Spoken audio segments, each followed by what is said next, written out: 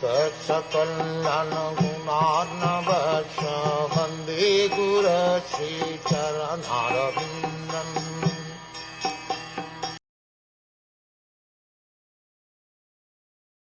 Your good self is one of the eternal associates of the Supreme Personality of Godhead, for whose sake the Lord, while going back to his abode, left instructions with me.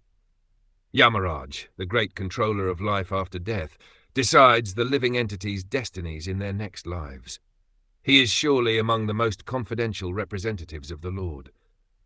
Such confidential posts are offered to great devotees of the Lord who are as good as his eternal associates in the spiritual sky. And because Vidur happened to be among them, the Lord, while returning to Vaikuntha, left instructions for Vidur with Maitreya Muni.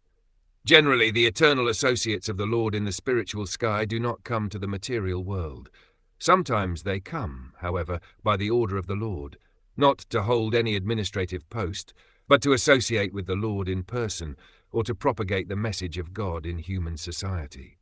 Such empowered representatives are called Shakti-avesha avatars, or incarnations invested with transcendental power of attorney.